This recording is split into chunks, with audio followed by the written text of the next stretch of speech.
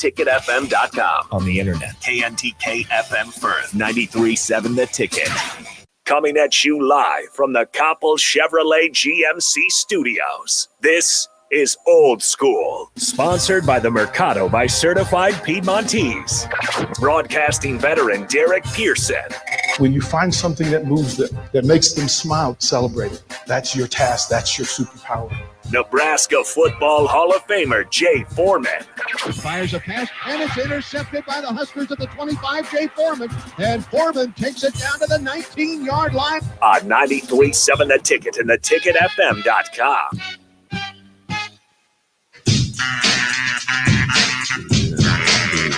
Turn the mic on. The mic is not on. It's on. Well, then turn the volume up. I can't hear. That's awesome. Hello? There we go. I still can't hear, man. This is ridiculous. You got to talk to Wilhelm Bradenbach then, because he's the one that sat there before you. He said he could hear. He thought everything was fine. I can't hear anything. Okay. You guys setting traps in here. There we go. I was pushing the wrong knob. Yeah. Wrong knob. My bad. The mic's been on. Banana in the tailpipe over here. As I said 8 minutes here ago. We go.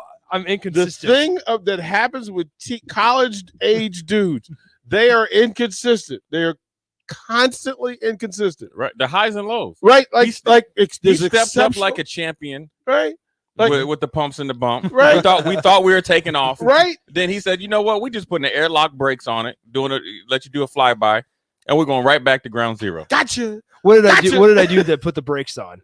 Just what you did. You couldn't turn the volume up. The mic was on. You couldn't. The mic was on. The volume was off. You went over there on the knob. If you would ever have yourself on TV or whatever, everybody would see you turned it 3 or 4 ones, and the one that you needed, you just did a little turn and finally got some, some VOL in here. That's what my dad used to say. Hey, do you need can you turn down the VOL? What's the VOL? The volume. The volume, man. Come on. Well, see, look. So what led to this, Jay Foreman, was we were talking about the dude from Tennessee who decided he saw the Tennessee point spread, 35.5 against Bowling Green last night. So dude decided, hey, that seems kind of low. So I'm going to bet. He bet $220,000 on the Tennessee Vols beating Bowling Green by 36. They only won by 32.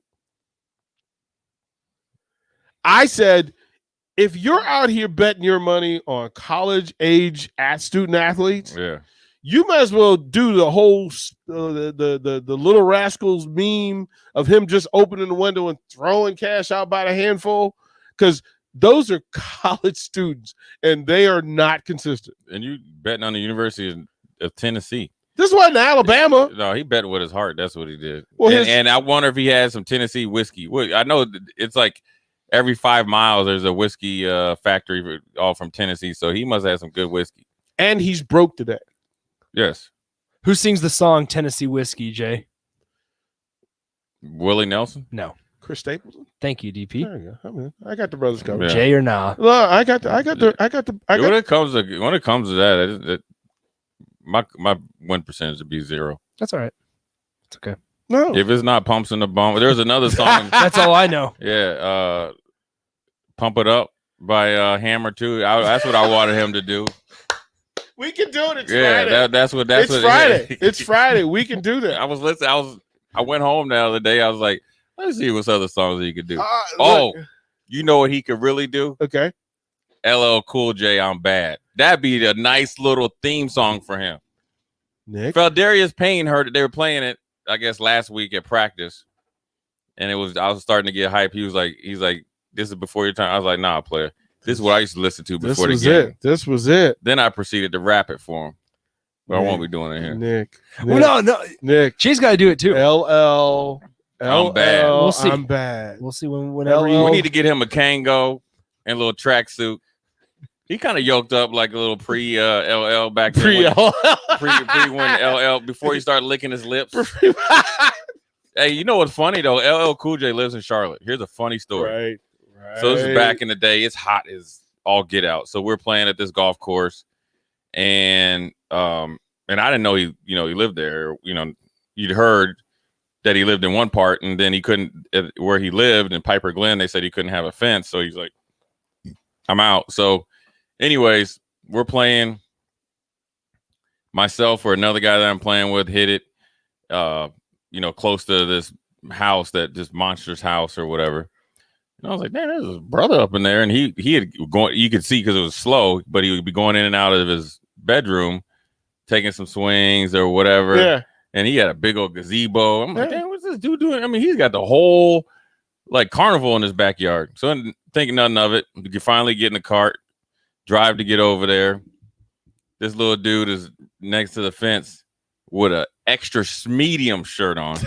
So, but you know how you walk up on somebody, you really don't recognize who they are. Right. And as you get closer, I was like, dang, that's LL Cool J. He was like, he's like, man, I wish I could get out here and play some golf with y'all. One of my boys was like, yeah, bring your little butt out here so we can tear you apart. Come on. LL was like, come on. Well, one of you two brothers is over here. So I like my chances. Yeah. You already left the course. Yeah. You already left? From the text line. Okay, so we have some contradictions and conflicts here. Oh, they're probably right. Okay. No, but look, they're all over the place. First texter says George Jones did it first. Get it right. Then Trevor says Tennessee Whiskey was originally performed by David Allan Coe, just to be clear. And then a third texter says Chris Stapleton covered it. You got to know your music. Google away, kind sir, and let us know who did Tennessee Whiskey. People are serious first. about that song. Oh, they all in. Like this is all in. That brought back some good memories when people lighten up the text message like that. I see it going off. Ding ding. Yeah, they brought in some good times and good vibes with that song. They both popped up. So who did it first? Who sang Tennessee Whiskey first? Let's see. Are you asking Siri? Nah. It takes me a second to read the article. I'll read this text from Johnny B. DP, although late with my congratulations on acquiring the station, wish you all the luck. Just about to retire and will start working in the arena as a lead usher a lot more. So I hope to meet you in person someday. I owe you a personal thank you for something you told me during during the George Floyd time. Once again, good luck, Johnny. Man, come find me. Come find me. We got a fist bump and get a hug in. Appreciate all of what you just said, Nick. David Allan Coe. David Allan Coe was first. So became the first country singer in 81. It was pitched to George Strait. George Strait turned it down. So George Jones didn't do it at all? No, he did it. Let's see when George Jones. They do have like tryouts for this song? Well, it's just like every other song gets passed along from artist to artist. George Jones did it in 83. In 83, and Coe did it in 81. Yes. Okay, so listen, Smuggy Bug Texter. George Jones did it first. Get it right. Yeah. Uh-huh. How about that? Yeah, text the apology. Go ahead, I'll wait. But Trevor Rook, good job. Attaboy. No, it's good stuff. That's good all around. Jay, last night was just weird, bananas, crazy. Did you watch Ohio State and Minnesota? Yeah. What jumped out at you? Look, Ohio State scored 45 points in 42 plays, or 42 points in 45 plays. How? Well, they can play any way you want. You want to play upbeat or up tempo, they can play that. You want to slug it out, they can more than play that. They can ball control. And then they just hit you with the explosive plays. I mean, they got two guys in the backfield that can go, two tight ends that can go, a humongous offensive line, a young quarterback that's green but ton of potential, and you liked how he bounced back after halftime. And then they got 5 receivers that are all going to play on Sunday, and 3 or 4 of them probably going to go in the first 2 rounds, and the other one probably go maybe anything no lower than 3. And that's not even counting guys that I don't even know. I'm just talking about their top 5 in the receivers course. So, and then their defense makes enough plays, and they're pretty good up front. If you had to rank their 3 levels, their D line is really, really good. Second level, even though their older guys are inexperienced because the guys that just went to the NFL, they've been starting ever since they were sophomores. And then in the defensive backfield, I think they have a good mix of. They had a couple freshmen that played, and a couple guys that got thrown into this new role last year, like Proctor, and he's probably going to be their leader back there. And they have 2 quality corners. So, and their special teams are pretty good. So, I mean, that's how they're able to do it.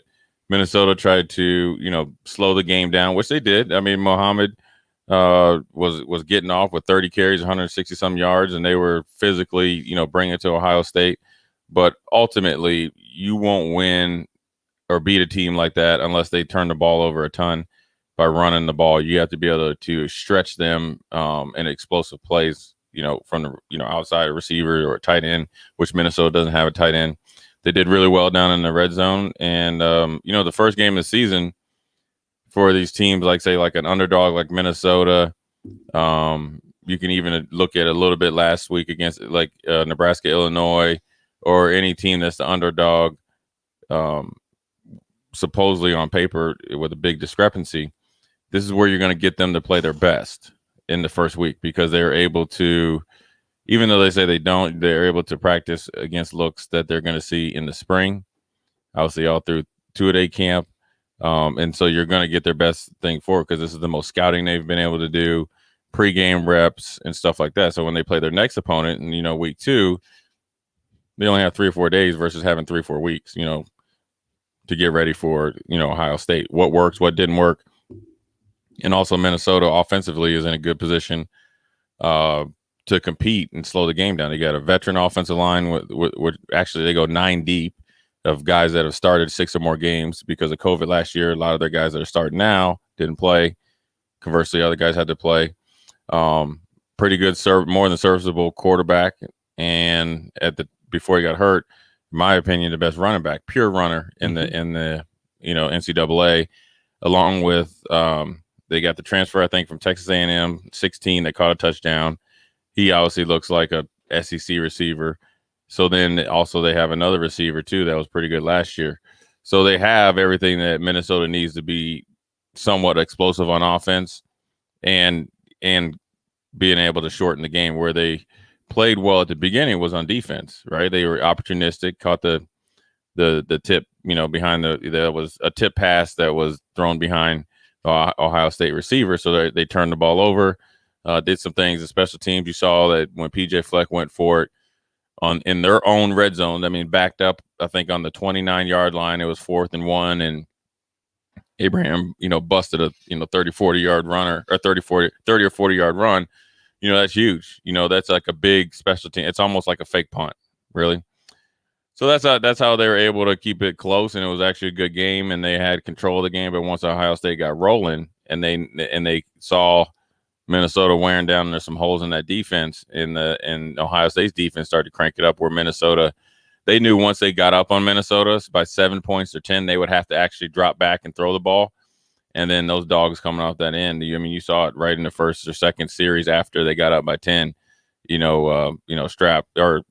Strip, forced fumble, pick up 7 points. So, that's how they were able to score 45 points and not really look as impressive as you think. They're going to be a team offensively that's only going to continue to get better as they get familiar with Stroud.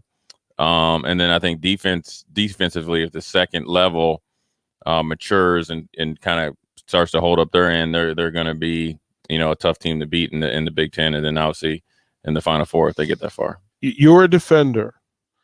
Define this whole spearing thing. What's the rule? What can they officiate this thing? And why does Ohio State get away with so many of them? Oh yeah, I don't know. Yeah, I don't know. I mean, by that, I guess it depends on. They've changed the rule so much, right? But you could argue both ways of targeting and not targeting. I don't know how they call it. I think it's all based on the referee and the referee crew, and if it's a real big emphasis. I think there's some really egregious ones that I've seen last year. I think Auburn defensive back hit a guy from Tulane, and it was old school Chuck Cecil type. Mm-hmm. Then you have a play like last night, right? I don't really think that was technically targeting. I think you saw a guy, and that's for you coaches out there, youth coaches, middle school, high school. If you want to teach tape on how to play through the echo of the whistle and play hard, and what I mean by that, do your job and then go play football. You saw number 12. He was in a curl flat drop, kind of, took care of his business. They were running a over route deeper. He came right out of that with a good angle to the ball, and nature versus nurture. Like I said, heads to bed, made him fumble the ball, and yes, you could have.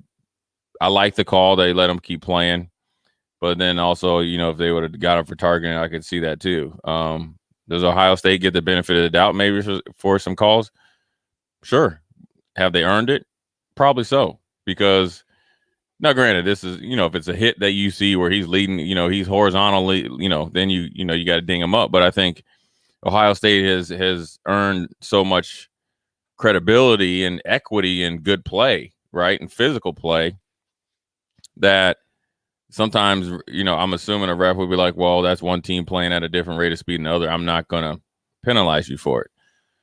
So, look, man, I mean, it was a huge play. But that's what happens when you have, Ohio State, like Alabama and all these, in some other schools, you have phenomenal athletes, right, that have phenomenal mindsets, along with a phenomenal culture or team mantra, that where everybody's so aggressive to the ball, they want to do their job and then go play football. So when you do that, guy coming out of there and he's meeting him at the perfect time, there was no hesitation. Right. There is no remorse or recourse for bodily harm. None. And he didn't think twice, or better, even he didn't think once about what he was about to go do. Man, look, that dude, and didn't have a problem doing it either. Sharks going shark. Like that's how it works. A couple of questions from the text line, because this is one that baffled me last night. As good as the talent is on Ohio State, they ran 3 plays in the second half, all of the fourth quarter, where every receiver on the field was wide open. I've never seen a scheme. Like, I'm trying to understand. Look, this isn't speed. This is route combinations. And they sent 4 receivers at different intervals to the outer third in front of Minnesota's bench, all outside the hash mark and the number. I saw that. Yeah. And everybody was open. And I don't mean like they're open like the distance between the 3 of us in this room. Right. And all 4 receivers is just kind of jogging through the neighborhood, waiting for the newspaper boy to hit him with a newspaper. Right. How does that happen? Can Nebraska use their like? I'm willing to bet that was probably a bust. Somebody ran the wrong route, but numerous times 3 guys were open, and it kind of flood the zone type of concept. So 4-level flood. Right. 3-level flood was open all the time. So for you people out there that don't know the football lingo or know football, flood is, say you have a back to the flat, say a tight end, 5 to 10 yards in the same angle or same route, and then you have somebody running like a 7 cut, which would be deeper, say 15 to 20 yards, and the quarterback is, picking and choosing. He was window shopping. Yes. At midnight. Yeah. There was no traffic on the street. And there was no noise. Like, he sat back and it was literally, well, I don't know which one of these dudes to throw the ball to. Right. Well, what happens is that Minnesota's there to, at the beginning, they can handle it physically, and Ohio State's bringing it. And then there's a point where you get worn down or you lose momentum of the game. And then Ohio State started to establish a running attack, and a running attack where a lot of people think it was like Minnesota's guy. He had 30 for 160. Ohio State was, one guy go in, 2 carries for 22. Another guy goes in, 3 for 15. They're starting to death by 1,000 paper cuts and start getting you with some body blows. Then once you start sucking up, and everybody starts sucking up right in there, because if as a DB, if you see, hey man, them 7-8 dudes are getting ran through like no other, I got to try to dip in there, and then you don't jam at the line of scrimmage, then everybody's open. Look, man, the back judge was open. Everybody's open. The line judge was open. Matter of fact, the water boy almost could have got a bang 8 for about 20 yards. And they run precise routes. They're hard to jam at the line of scrimmage because they're physical enough to kind of run through your jam. And you know what else they do is what people don't understand. And their spread, and Minnesota started to do a little bit more of this. And this is another thing, that I always kind of looked for as a defender if I was going against a tight end or a receiver, is that when their receivers come off the ball, they eat up so much space So in the run game, they're blocking well, right? As you've seen on some of on the first big run and then the screen play. And then also in the pass game, they're eating up space as well. So that's how they're getting wide open because duress. Like, would it be impolite for Scott Frost to take that route combination, put it into his Well, I'm sure they got it. It's just different. I mean, the route combination isn't what they need. Look, the three of us and Jake could have ran the routes and been open in the way that this was run. Right. And we Nick, need did that you saw the video? Nick, you could get open in that, right? Everybody's open, but people were open last week though, so they just got to hit them. I mean, you can't burn. You can't. I mean, so it's not like you got to say, hey, we got to run their offense to get open. They just got to keep doing what they're doing and just play a lot better. We heard that, right? Yeah, wait a second. Heard that. Heard what? Jay was like, yeah, they was open. They was open last week. Were you guys didn't watch the game? No, we watched it. I'm just surprised you just said it. Like we were thinking it. You said it. I was like, yeah, it's. No, I was just in reference. If you're saying, do they need to take the route comment? I was like, they just got to just hit the open guys that they had last week. Yeah, you said that part. No. We understood what you were saying. No, it was just the way you said it. We were like, wait a second. No, it was deep. It was like, good though. I literally sat there last night and watched that one sequence, and they showed it from 3 different camera angles, and I thought that's how it's supposed to look. When you scheme your offenses, you should put people under duress. It's easy to run the ball when your defensive backs have to worry about actually you taking them to the house if they don't. Right. Yeah. I mean, you can look at it as comparable, but then you also have to also take a real look at it and what they need to do. That's why the thing is, like with Nebraska, they don't have to worry about who they're playing. That's a good thing and that's a bad thing, because if they go out there and play to their potential, then you don't have to worry about it. You won't have to worry about what anybody else does, because if they go do their thing, they're going to win majority of their games.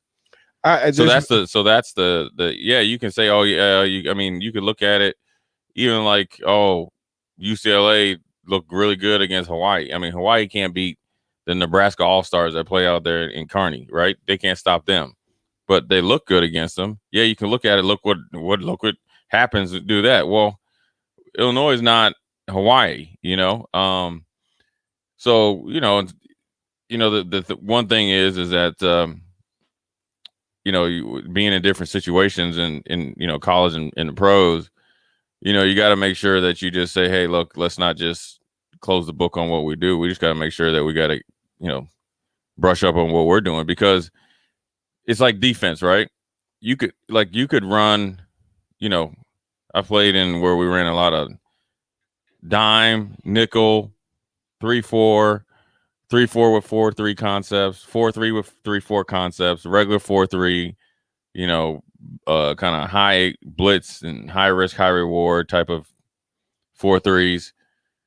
So at the end of the day, it doesn't matter whether we run different ones or we took something from somebody else. If we decide as a group, as a defensive group, that we're going to run it and run it right, then it usually works, and so.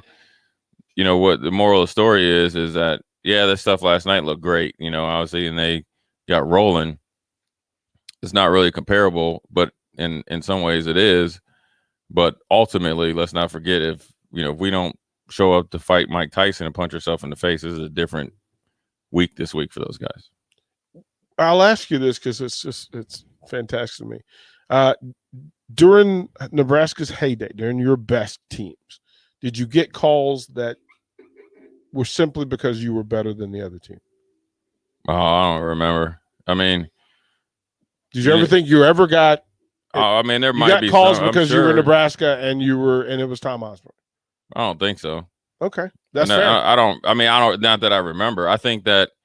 Look, I look at 95. I think the offensive line went through the whole year without a legal procedure penalty. I don't even know if it's ever been done. I think just the standard that we kind of had, and then we kind of were finding little things to motivate us. Like, look at the offensive line. Like, they probably got to week 6, like, we haven't done it. Let's really take pride in going the whole way with it. When you think you put up defensive stats, you want to do this, you want to do that, and kind of real goal oriented. So I'm not, when we were out there, I'm sure that people were watching the game like, oh, that dude looked like he was holding, or but there wasn't any calls where we got a fumble call or something like that. I mean, heck, I think it might have been the opposite sometimes. Okay. I mean, heck, I remember my senior year, we played down in Kansas State, and one of their linebackers literally has ripped the face mask Eric Crouch so bad his face mask was pointing this way, and he didn't call it. So I think at that point in time, when you start winning so much, you don't get calls, or but I think a lot of times we created our own luck, if we had any. I mean, what we, we're very competitive and stuff. So that's fair. That's fair. Jay, next segment, we're going to go through some of the games. We'll ask you your picks. We'll ask for your opinion on certain games. Jay's picks is up next. You're listening to Old School with DP and J. Download the mobile app and listen wherever you are on 93.7 The Ticket and theticketfm.com. Early break with Sip and Jake. I wanted to see a team that was pissed, that was urgent, and I saw that from the get-go from the defense. Man, they look good. The defense was getting in the backfield right away. Those first couple drives, oh my gosh. Man. And then it just stopped. I said, this can't be a couple drives. It's got to be a full 60 minutes. If you are going to tell me Cam Taylor-Britt on Monday that this is your Super Bowl for the year, I better see 60 minutes of hell out there. Fire. I didn't see it. Early break with Sip and Jake from 6 to 8 every weekday morning. 93.7 The Ticket. Fox KFXL weather. Sponsored by Security First Bank. A relationship you can count on. Cloudy skies this morning should give way to some sunshine by this afternoon. High temps very pleasant. Around 76 with a north wind at 10. Tonight mainly dry. Showers and thunderstorms should stay off to the south and to the west. Lows dropping down to 63. Beautiful Saturday tomorrow with a high of 78. I'm meteorologist Tim Wright for 93.7 The Ticket and theticketfm.com. It's Supreme Spa and Pool's huge Labor Day sale. Save now, save big. Above ground pools from $29.99. Stealth, the world's strongest semi-in-ground pool with a lifetime transferable warranty from $69.99. Book now. In-ground pool packages from $29.99. Installed this year. Cash and carry spas from $39.99. Ready for immediate pickup with a free water care kit. Labor Day sale savings at SupremeSpaAndPool.com. One host has a red beard and thinning hair. The other also has a red beard and thinning hair. One host got married over the summer. So did the other one. One is a diehard fan of a sub-500 AL Central baseball team. So is the other. Can these two radio hosts do a show together without getting confused as to their own identity? The same couple. Happer and Schaefer. Weekday mornings from 8 to 11 on 93.7 The Ticket and theticketfm.com. Tailgating wasn't just meant for weekends. Join 93.7 The Ticket every Tuesday at Chick-fil-A for Tailgate Tuesdays. Scan your app with any purchase on Tuesdays and you'll be entered to win a tailgate meal for 15 people. That's chicken nuggets, fresh fruit, and iced tea or lemonade. Winners will be contacted each Wednesday, and you can come see Tom and Bach from 11 a.m. to 2 p.m. at the 48th and O location or at South Point each week. It's Tailgate Tuesdays all season long at Chick-fil-A in Lincoln. The Mercado by Certified Piedmontese Beef is Lincoln's newest full-service butcher shop, offering premium fresh-cut steaks and house-made sausages daily from 8 a.m. to 8 p.m. They exclusively carry certified Piedmontese beef raised right here in Nebraska. When shopping at the Mercado, you're not only supporting local, but also enjoying the official beef of Nebraska Athletics. With prime-grade tenderness and unparalleled nutritionals, your backyard barbecue is about to get a serious upgrade. Stop into the Mercado today, located off 84th and Havelock in Lincoln. Cook's Cafe says, stand up and salute our local men and women who are our first responders. From EMTs, fire and police departments that serve and protect our communities, to those serving in our military. On this 20th anniversary, let's remember those lives lost and show our appreciation for their dedication. That's from Cook's Cafe, making all your food favorites just how you like them. For a unique eating experience that's bound to create lasting memories, stop by Cook's Cafe at 333 North Cotner Boulevard in Lincoln, saluting our first responders. This is your High School Minute. With your Southeast Community College High School Minute, I'm Harrison Arns. In high school football on Thursday, the Norris football team defeated Elkhorn North 47-16. Norris came out strong in the second half, scoring early and often to secure a convincing win. Also on Thursday, Millard South took care of Elkhorn South 33-7. On Friday, number 5 Lincoln Southeast, currently 1-0, will play Lincoln Southwest 0-1 on Friday. Jake Applegate for Southeast will look to have a great game in this rivalry matchup. In volleyball, Fremont defeated Lincoln North Star in a close match that went to 5 sets. Lincoln Northeast won over Lincoln Southeast in 4 sets. Lincoln Pius defeated Columbus and Grand Island this week, and Lincoln Southwest defeated Kearney in 3 sets. In softball, senior Hannah Benedict from Seward struck out 7 to shut out number 5 ranked Norris. This has been your High School Minute, sponsored by Southeast Community College, with locations in Lincoln, Beatrice, and Milford. Learn more today at southeast.edu. The party is back on in Lincoln this fall, and there's no party like the A1 Automotive Ticket Tailgate pregame show at Tipsy Tina's in the Haymarket. Join the whole ticket crew for 2.5 hours of pregame coverage before every home and away game this football season as they get you ready for the game. It's the A1 Automotive Ticket Tailgate pregame show at Tipsy Tina's in the Haymarket. Sponsored by Farrell's Extreme Body Shaping, Tractor Supply Distribution Center, T.O. Haas Tire and Auto, Planet Fitness, Barnwood and Leather, and Vitalize Health. This is Old School, sponsored by the Mercado by Certified Piedmontese on 93.7 The Ticket and theticketfm.com.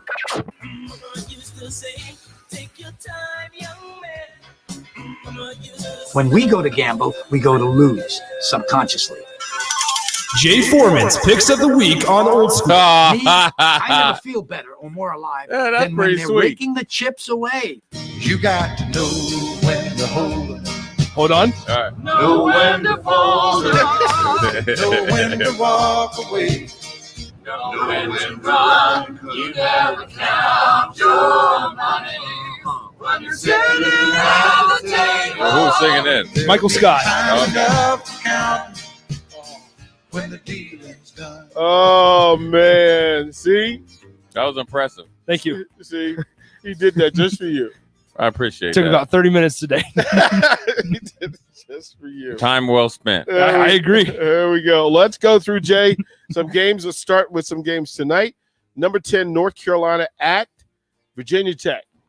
I'm going to go North Carolina. I think the offense is even though they lost 2 running backs to the pros and a receiver, I think they're stacked offensively. Their quarterback is probably one of the top 3 I think he's a better prospect than Rattler, but I think it's too much offense for Virginia Tech right now. Big Ten Friday, Michigan State at Northwestern. I'm going to go with, oh, man.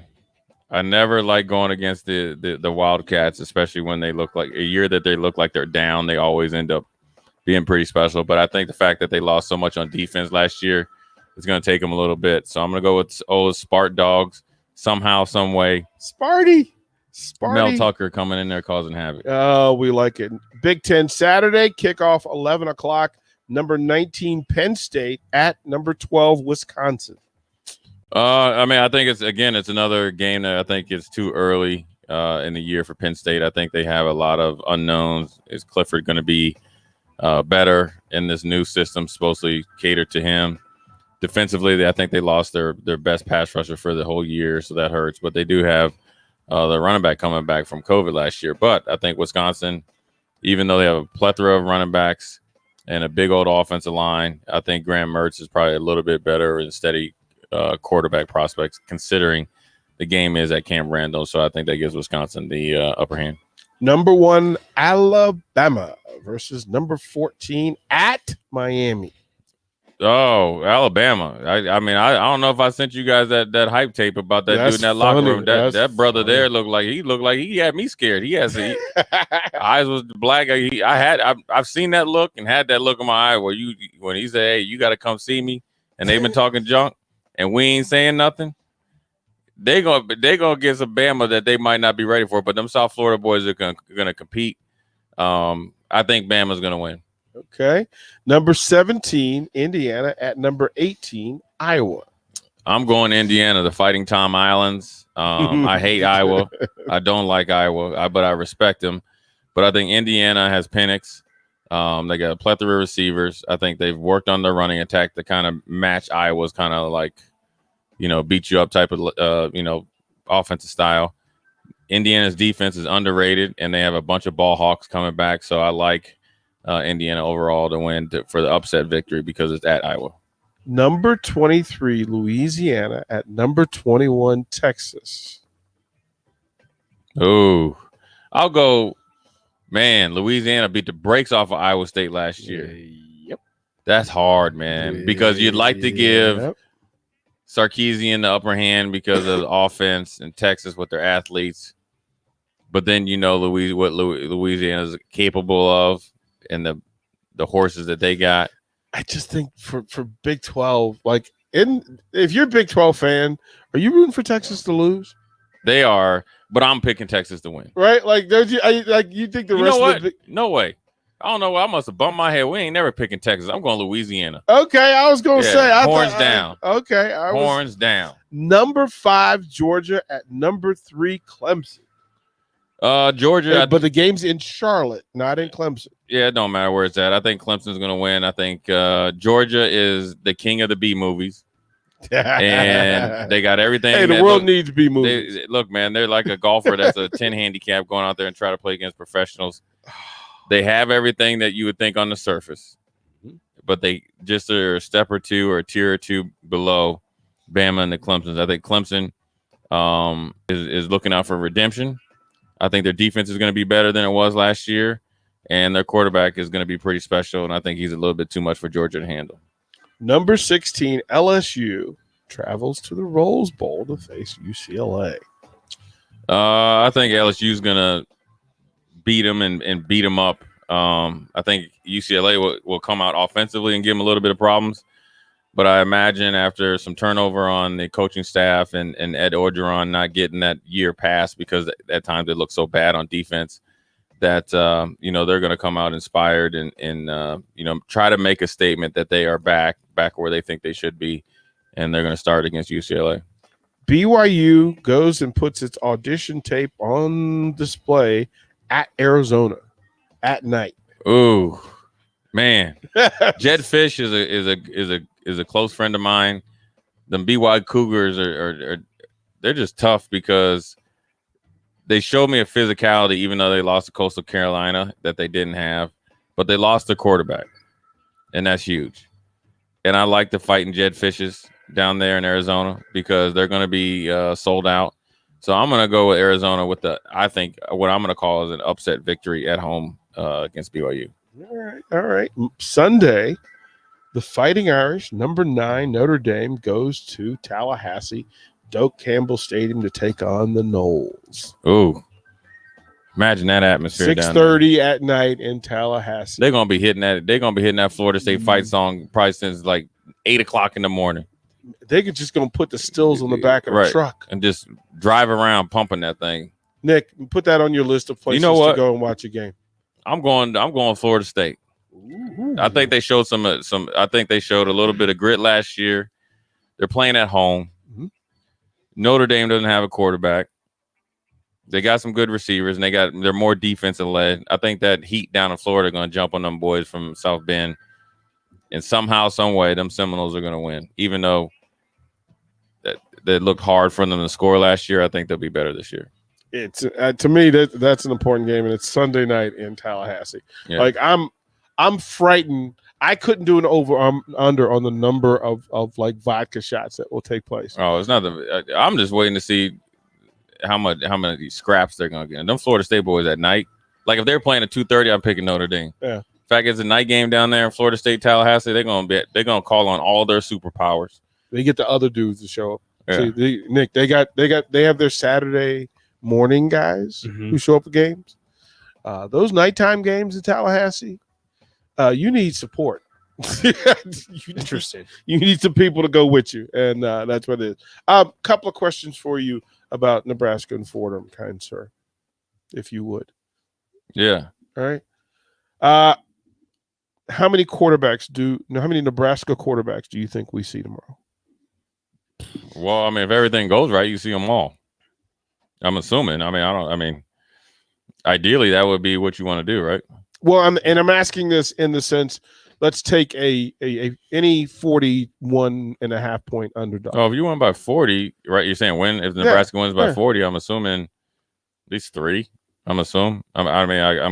I have no idea, what they're gonna do. But I was just saying, if I was a coach and we're winning by 40 points, we want to make sure that we get guys meaningful reps, you know. How many points does Nebraska have to score to cover the spread? I don't know. What is the spread? 42. How many points then they got to score, I don't know, 42. You guys trying to make me do math. I guess let's just say they scored 10 points, and what do you guys score, like 55? Mm-hmm. Yeah, that's realistic. Is that where you want? 52. Yeah, I'm just saying, just round up there. Okay. Okay. Smarty Steve over there. Yeah. How many running backs does Nebraska have? How many running backs will show actually get a carry tomorrow? You'd like to get like 8, 10. Anybody and everybody gets some. You'd like to. Yeah, I mean, I'm certain. I mean, look, you know, Fordham's going to come in and play hard, so it's not going to be just like, hey, we're here, we're going to get a little check, and you just stomp a hole. I mean, you know, ideally, you'd like to be able to run the ball. You're going against a different opponent, a live opponent. It's not Illinois, it's not a Power 5, but you got to go out there and get some work in. And you like, I'm assuming all the backs to get not just a carry, but some carries to kind of get in the rhythm. I mean, you know, this is something that you like to do, but all the things that we're talking about, we can't conversate about until we get to the point that we can make it come to fruition. So, you know, at the end of the day, you go out there and you play a faceless opponent. You're playing yourself, have a standard. You should be more than pissed off that you kind of let yourself down before you even think about the fans, Twitter, social media, or whatever they're doing. You know, you let yourself down because you know you're better than that. And that's, you know, that's a good thing. You know, if you were kind of lose a game like that and you weren't very good, then you kind of like, we're not very good. They really believe in themselves. So when you're going out there with a point to prove, you know, you got to go out there and don't turn the gas off. There is no friends when you play sports, especially competitive, high level sports. And you got to go out there and play to a certain standard, and whoever's in your way gets the business. Back in the day, how many points would you expect to beat a team like this? Oh, I don't know. Literally, we just go out there and play the same way. So it didn't matter, man. It was. Were you ever disappointed in a game like that? No, anytime you win, I'm happy. I don't know anything about like spreads and stuff like that, or anything like that. So it's kind of like a thing that I never thought of. I looked at it like, we're playing a tough opponent, or we're playing a so-called not tough opponent. You treat them all the same and go out there and play football, and the rest will take care of itself. Because I know, or assume, and definitely believe that the offense will handle their business, and we'll handle our business on defense and special teams. And if we're doing what we need to do with our mind right, then we'll win every game. That's the hope, that they go into this thing with something to prove. We'll throw it a break. When we come back, Nick says he knows the electric slide now. Okay, here we go. Have you loaded the song? Do you have the song? You don't need the song? He needs to have this. Is this going to be on TV? Yeah, I can pull up the song. Load the song. Are you doing electric slide, or are you doing pumps in the bump? The body. Hey, man, I'm going to say this, man, before we go to break, man. Rest in peace, David Patton, the receiver from the New England Patriots, passed away in a motorcycle accident. When people talk about when I started doing the body rock, it was because I saw him do it on the tape against the Colts. Yeah. And we were studying the Colts defense because they just played, and he would do a full body rock. And he was a good dude, man. There literally is nobody in the league who has a bad thing to say about him. He was a good, solid dude, a tremendous competitor, very respectful. And I just found out he passed away on the way over here, so I just wanted to give him some shout outs. He's a good dude's good dude. That's David Patton, former receiver for the Pats along the way. But Nick is going to electric slide next. Watch Old School live on Facebook, YouTube, or Twitch. Old School with DP and J on 93.7 The Ticket and theticketfm.com.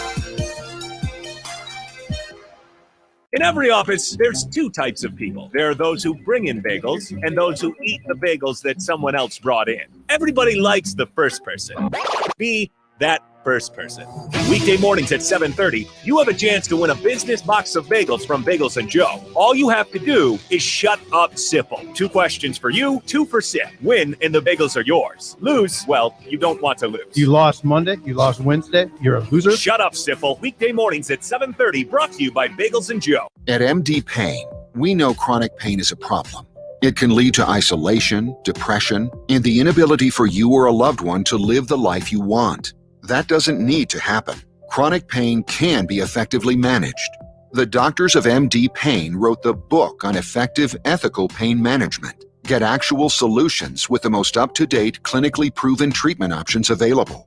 No one has to suffer in silence. Get real treatment for chronic pain. Call MD Pain. The party is back on in Lincoln this fall, and there's no party like the A1 Automotive Ticket Tailgate pregame show at Tipsy Tina's in the Haymarket. Join the whole ticket crew for 2.5 hours of pregame coverage before every home and away game this football season as they get you ready for the game. It's the A1 Automotive Ticket Tailgate pregame show at Tipsy Tina's in the Haymarket. Sponsored by Farrell's Extreme Body Shaping, Tractor Supply Distribution Center, T.O. Haas Tire and Auto, Planet Fitness, Barnwood and Leather, and Vitalize Health.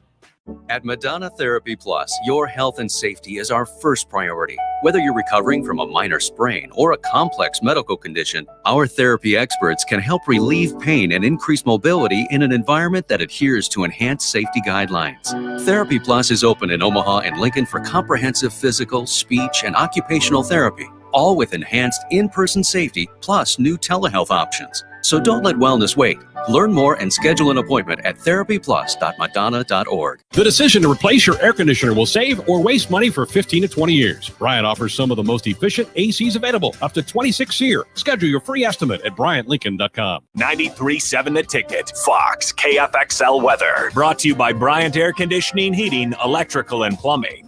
Your KFXL Fox, Nebraska weather tonight becoming cloudy, a 30% chance of showers and storms after midnight, lows around 63. Becoming sunny by Saturday afternoon, highs around 77. Sunny on Sunday, highs around 80.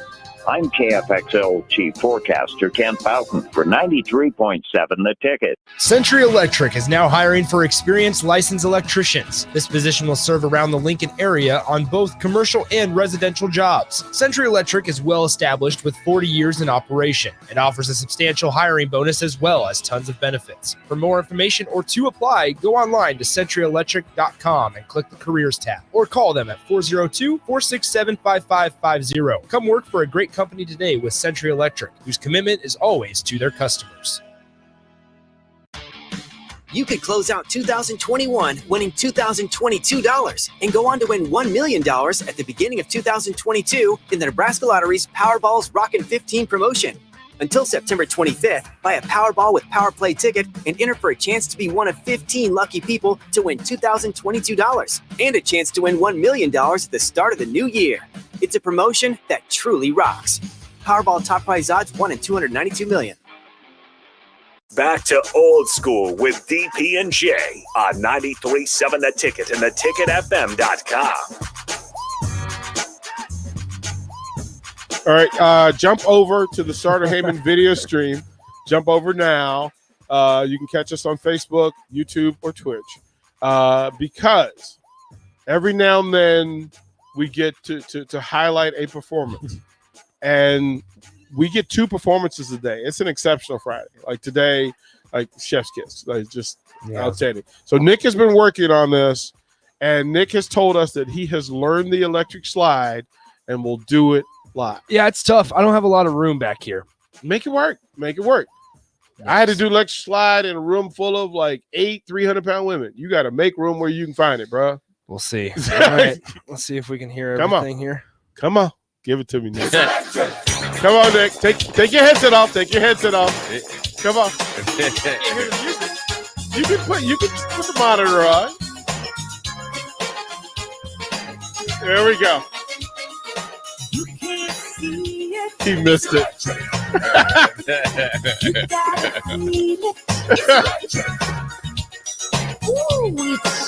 We're waiting for you to start. Get in there. Jump in there. Jump in there. Jump in there, dog. Jump in there. Catch up and get rhythm. Go, Nick. Go, Nick. Go, Nick. Oh, look go, at him. Nick. Please, go, look Nick. at him. Go, Nick. Go, Nick. Go, Nick. Go. Oh, we're going to clip. Look. Oh, we're going to clip. Oh, That has to be. Look, That need to be a gift. that has We're to done. be. That has to be. That got to be a gift. We need that Or now. whatever you call it. We need that now. I got That's- produced. Sorry. Jay, That needs to be on like the Twitch. You know when you log in and you say you're it's at the 93, first thing you see. The first thing you see. Jake Sorensen. I was trying to get Jake's attention. He doesn't know how to clip. I don't Jake, think so. I'll make Did sure. you not see? Did you not see the greatest moment in all of ticket history? Nick just did the electric Like a slide. typical Miami Dolphins fan, you missed it. He did it. Look at Jake. No. Jake got it. Look at it. Oh, you got the spin. He did the spin and everything. But Wow. Jake just went right into it though. He looked like Michael Jackson back there Wow. moonwalking. Then he's smooth criminal. Look at him. Wow. He looked like smooth criminal. Wow. Yeah, he looked like he jumped. Hey, but Jake jumped right into the electric slide. That's That's unbelievable. how you know Jake be out there though. That's unbelievable. That's how you know. Look at it. Look at Nice work, Jake. Danny Terrio Sorensen over there. Wow. I mean, but he jumped right in there and then hit you. Looked like Michael Jackson, a smooth criminal. I'm trying to process that. Nick, what's up? Okay, so that's 2 jerseys. All right, that's incredible. All right. That's incredible. That's well done. Oh man, I'm getting texts. Of course you Oh, are. man. Of course you are. Oh, boy. You are. Of course you are. All right, Jake. What? Jake, let's play Randy Jackson. This was an electric slide idol. Randy, what do you think? I like. You know what? I think on a scale out of 10, I'm gonna give him a 7.8. 7.8. I would take that. 7.8 first time out. Yeah, when you accept But that. you know what? You know what we need to have Nick do? What's that?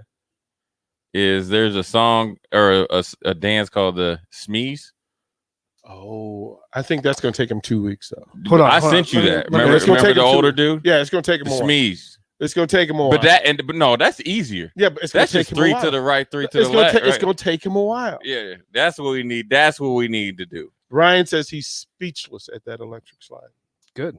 But he went down to the ground. You see him? He did a dip. Was you watching YouTube getting right? I always play more. You just slap the ground. That's something. That's just a he little was flair that feeling you it. do. And if you would have let me, if I had more room, I would have added some arm motion. I would have done Yeah, something. you got plenty of swag. That's how you do the arm motion. You get out there and really be able to get jiggy with getting loose. You'll be up there. Get jiggy with it. We're gonna have to. We're Did you gonna see have. the Smeeze? I can't look at it right We're now. gonna have to set I'm up trying to our find own tab to book Nick for parties, for parties and Hey, weddings. Next thing you know, we're gonna have our own Netflix show. How Nick went from a producer to jumping out of party cakes. Yeah, like Man. wedding planner. Like Yeah. he'll I'm be here. He'll be the Vince Vaughn. Yeah. like he'll be the one shaking it up at all the wedding receptions. Him and Jake. That's what you need. Oh, That's we need you to and do it Jake. You together. two are- They need to get them to do it together. yeah. Oh, we could do it together. No, the Turk dance from Scrubs to Belle Biv DeVoe. I think that would be too much. I can see, but you know what? I'm back on the Smeeze. I can see Jake doing the Smeeze. I think we need to this needs to be I think this Because needs to Jake happen. looks like the guy that I sent you. But all we Yeah. need Jake is an army jacket because I think he was a former, in the military. Yeah, the right. guy that I sent Yeah, you. right. Homeboy has some rhythm because he hit the clubs over there in like Bangkok or wherever that dude was. Yeah, I think, but Jake didn't dance at Connor's wedding. But what he just did right there. You did you? I didn't see. I didn't see it. He animated with it. I did see- yeah, he Jake- got angry. look, I'm willing to bet. I haven't seen Jake out at all. There ain't too many too many places that he's out if he hears something that he don't get down. We need to find out what his go-to dance song is, though. Like, what's the one that you Jake runs to the dance floor? Like, you just sprint to the dance floor. Yeah. Yeah, Get on turn it there. on. Yeah, Turn get it on on. there. Which so you're either at a wedding reception or at a bar, and you're just having a drink with the gang, and then all of a sudden it's not plugged in. Oh, he can't. Hey Jake, don't worry about it, man. He did the same All thing right. to me in 5 minutes. Anything. I'll do the country ones. I'll do a little Copperhead Road. Okay. Do a little Footloose, which is not country, but Which song in Footloose? Just the Footloose. theme song. Kenny Loggins. Kenny Loggins. yeah, the Footloose. one that you burn like 1 million calories doing that dance. Yeah. I'm sweating my butt off after that. Are you doing the Kevin Bacon version? Are you doing his country buddies version? where he kind of kicks the ground and doesn't move real well? Oh, I'm moving. I'm moving in Footloose. I'm sweating. Are you doing it from the prom dance scene where they all dance? I have to check on that. I'm not sure which one I'm doing, but it's the one that I'm busting moves left and right. Oh, see, we need this. Interesting. We need this. Okay, fair enough. I'll do the lame ones. I'll do the Cupid shuffle. That's easy. You can't mess up the Cupid shuffle. I don't love the Cupid shuffle. Way too cocky. This is gonna be way too cocky. Come on, the Cupid shuffle is the easiest dance in the history of mankind. This is gonna be good. It is. It is an easy dance. The text line says that make him do the dance from Turk and Scrubs to Belle Biv DeVoe. There's a scene where Turk, there's a band, a cover band, and they need a lead singer, need performer. And Turk, the doctor, comes out and goes, "Let me show you how to do this." And they hit Belle Biv DeVoe Poison. Okay. And he gives you about 30 seconds of it. And they went, "I don't know what it is, but he's got it." I'll show you the video. I'd like to see that. I don't know if I have it in me, but I'll try. I'll show you. We'll do that. We'll throw the break. We got our boy Barry Thompson will call in and give us a little bit of what he sees, and we talk quarterbacks and talk college football. We'll do that next. You're listening to Old School with DP and J. Download the mobile app and listen wherever you are on 93.7 The Ticket and theticketfm.com. Allo knows businesses need reliable communication, both at the office and at home. Now more than ever. Just listen to Bill Mitchner from Lighthouse. Before we'd have breaks in service, especially for internet, but we've never had any issues with Allo. It's always been there and available when we needed it. At Allo, supporting your business is our business. To get your free quote and switch today, visit allofiber.com/workfast or call 402-480-6685 today. At Buffalo Wings and Rings, they've crafted a new league of superior chicken sandwiches. Meet the Ringers. It's premium, house-made, beer-battered, fried chicken served buffalo, Korean, or MVP style. Head to Buffalo Wings and Rings Lincoln and raise a glass to superior chicken. 2 locations at 68th and O and at 40th and Old Cheney. Buffalo Wings and Rings. Century Electric is now hiring for experienced licensed electricians. This position will serve around the Lincoln area on both commercial and residential jobs. Century Electric is well established with 40 years in operation. It offers a substantial hiring bonus as well as tons of benefits. For more information or to apply, go online to centuryelectric.com and click the careers tab or call them at 402-467-5550. Come work for a great company today with Century Electric, whose commitment is always to their customers. What are you doing, Sip? I thought the chickens could use some more light in their lives. So you're building what exactly? It's a motion censored switchboard. Duh. Are you sure you know what you're doing? Of course. Ow! God! Ow! Seems like a job for a professional. Just one more wire. Yep, there you go, right there. Don't be like Sip. Call Joe at Ambition Electric for any of your electric needs at 402-217-3415. In every office, there's 2 types of people. There are those who bring in bagels and those who eat the bagels that someone else brought in. Everybody likes the first person. Be that first person. Weekday mornings at 7:30, you have a chance to win a business box of bagels from Bagels & Joe. All you have to do is shut up, Sipple. 2 questions for you, 2 for Sip. Win and the bagels are yours. Lose, well, you don't want to lose. You lost Monday, you lost Wednesday, you're a loser. Shut up, Sipple. Weekday mornings at 7:30, brought to you by Bagels & Joe. Here's to days spent roaming, and to sleeping beneath the stars, to casting another line, and letting time float by. From Shadron State Park to Indian Cave State Park and every recreation area, historical, and state park in between. Here's to your adventures, your memories. Here's to 100 years of your Nebraska State Parks.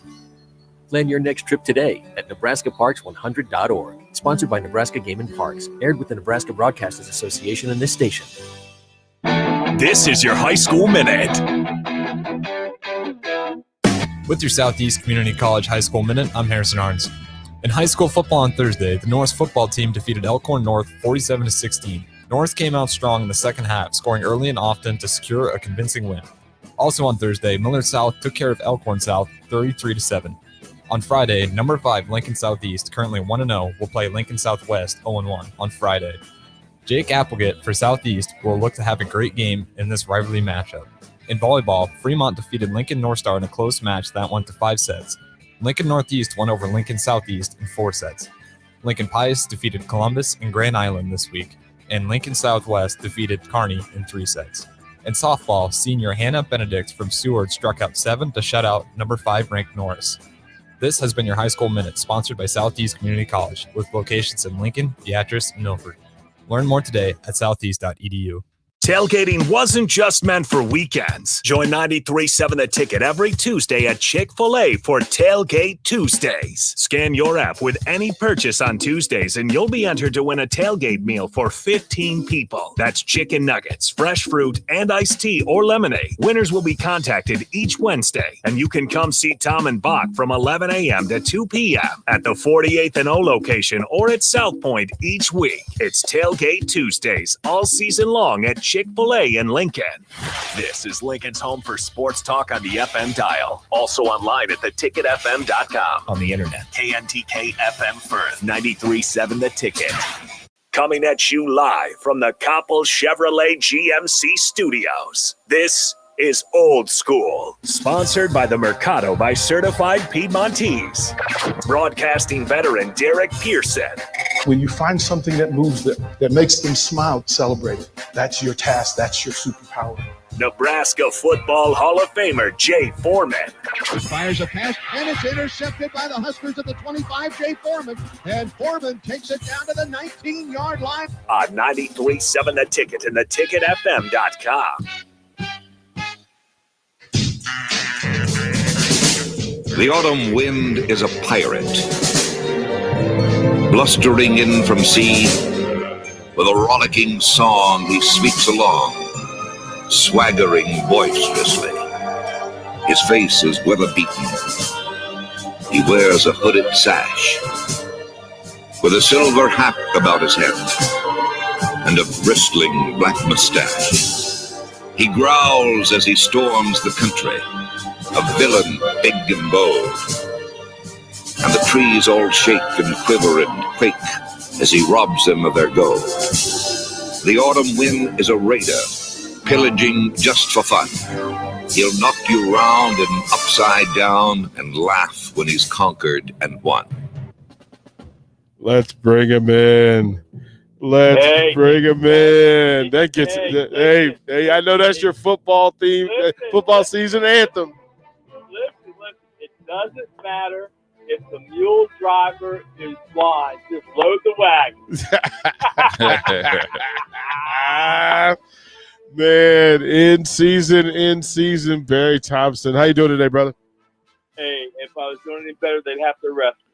How about that? Look, it's an interesting weekend here in Lincoln, and a couple of your boys are here. Talk to me about these two. I went back and listened to the interviews, and you know, I felt like a parent. It was great to hear DeKeese and great to hear Grant. And I'm gonna tell you, Jay, you know, I trying to kind of prep them, you know, because I don't think they've been on the radio before, but I forgot to mention you.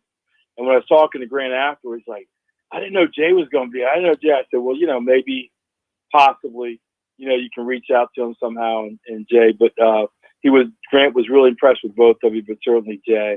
I'm excited for DeKeese. The way you heard him interviewed was DP, we've been on fields and you just kind of spot somebody. Mm-hmm. And to tell you that the environment that DeKeese walked into, those 2 years that I was at Woodbury's not quite the same now, but the 2 years I was there, the first year you can take a picture of, and there were sophomores, juniors, and seniors in that picture. And in that picture, there are at least 35 Division I athletes that came out of that between that, you know, eventually graduating. So SMU, TCU, Alabama, Notre Dame, Harvard, Penn, Army, and sometimes cases multiples, UVA, I think I said already, Georgia. They all came out of that picture. And Fordham. And when he stepped in, that offense that year had two receivers that were over 1,000 yards, had a third receiver that had 800, and had a running back that ran for 1,500 yards. So we had over 5,000 yards of offense and 45, and we were playing an ESPN Top 100 schedule. And even then, he deserved to get the ball. You know what I mean? Like he was just that guy. And I kept nudging the staff. I said, we got to get him the ball, And I remember I even called his first touchdown. I said, if you get him the ball in this game, this kid's going to score. So he's been like that since day one. And it was really refreshing to hear him kind of articulate those things. He's done great. Grant has really, he's a kid that checks all the boxes, his recruiting stuff. He's 6'3", he was 220 in high school. He played in the offense where he threw the ball all the time, and he was leading that, and around us it makes a difference. He was leading an inner beltway school to runs in the playoffs. And he was facing off against great teams in our area. And he went all the way up to the regional finals, and he still didn't have any offense. And he was sitting there, and then finally Fordham came in. And Fordham, by the way, came in late on DeKeys. Yep. DeKeys, for a lot of reasons, was not checking the boxes on certain people. And the recruiter there, I think it was two different guys, but they really got some fines. So kudos to the Fordham staff for doing their work and getting those guys where they need to be. Barry, I know you do a lot of work with quarterbacks in off season, obviously working on things.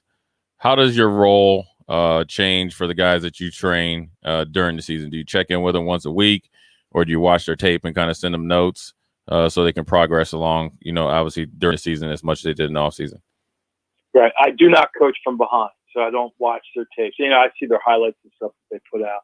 As far as, they're coaching, whoever's coach. I want all the coaches to know that I'm not a maestro in the background.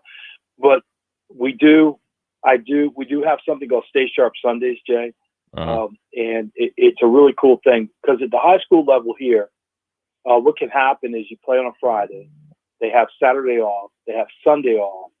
You come back Monday is really, at a lot of schools, a light day. You watch the film lift and they may take you out in the field, you walk through. So it's really Tuesday that you get back to work.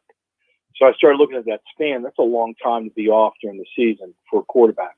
So we started this little thing on Sunday 2-3 years ago where they come out and it's about an hour and 15-minute session. It's really low grade. Right. But it's just to kind of remind them some basics. And what I also found out, they have their own little fraternity. So they kind of like getting together, seeing each other during yeah. And it's a good break really too, right? And then I have a watch list on Max Preps, and I follow, when they're playing, and I follow the results. And so I will every week say, hey, good luck. And then after the game, win or lose, say something to him. I got a funny text last night. Brian Courtney, who's at Independence, who is a Florida State commit. As Brian was coming up, even as productive as he was as a quarterback, people kept looking at him different. Remember, Brian, we had that conversation, DP, and then Florida State finally stepped up. Well, he sent me a note. He doesn't usually text me right after a game. But last night he texted me right after the game. And the first line is, I had a pretty good game for a tight end.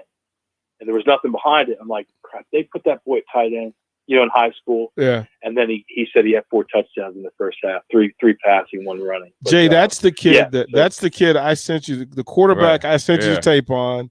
And I said, Nebraska needs to get him today. And what offer?